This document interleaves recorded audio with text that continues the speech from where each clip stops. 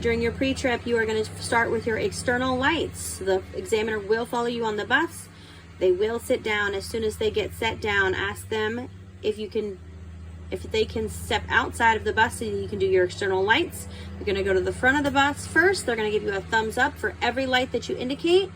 You're going to open your window and you're going to holler out each light that you are testing one at a time. So clearance lights, headlights, turning signals, high beams, hazard lights, amber lights, and then open your door for your 8 ways to come on. After that, you're going to have them go to the back of the bus and you're going to do the exact same thing.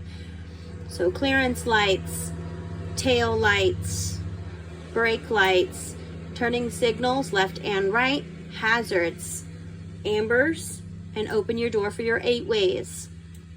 You are then going to have them go ahead and come back into the bus. As soon as they get back on the bus, put on your seatbelt. If you disengaged it, if not, leave it on.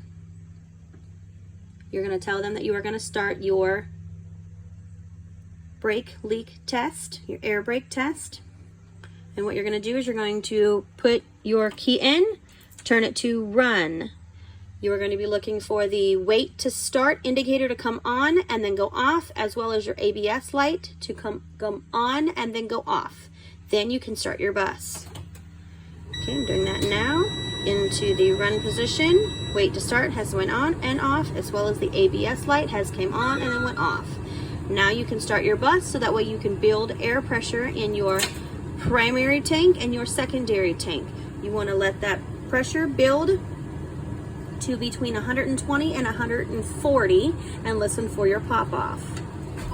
Start the bus now.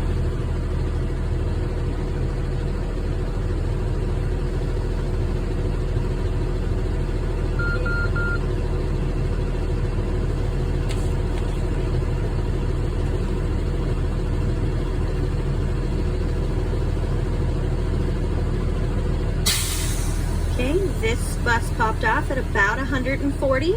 Now I am going to look and make sure that my bus does not lose more than 3 pounds of air pressure or 3 psi. So I want to make sure that these needles do not move more than 3 clicks as I am waiting the minute. So how I do that is I'm going to put my foot on the brake. I'm going to turn the bus off and into run and disengage the parking brake. Once it stabilizes, and I'm going to hold it for 1 minute.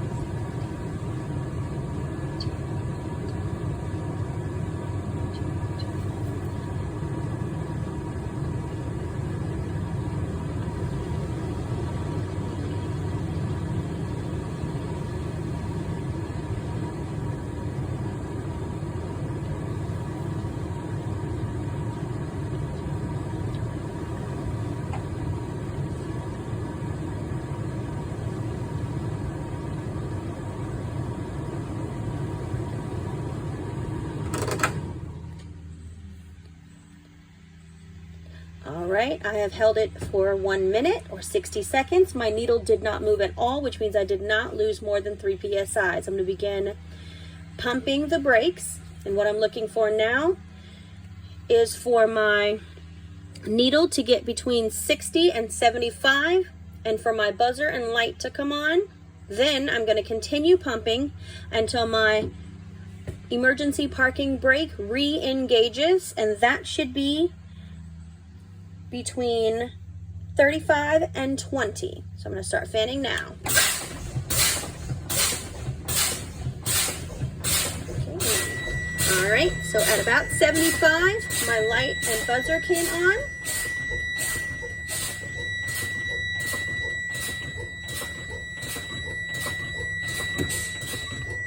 Okay, and at about 35, my emergency parking brake re-engaged itself. So now I'm going to restart the bus, and again Let that pressure rebuild between 120 and 140. Then I would move on to the parking brake hold test, which is putting my bus into drive and revving up the engine at 1200 RPMs. I want to make sure at that point that my bus does not pull left or right and stays put. Then I would move on to the service brake pull test, which is putting the bus into drive, disengaging the parking brake, pulling forward 5 miles an hour, stop, making sure that the bus does not pull left or right, and that it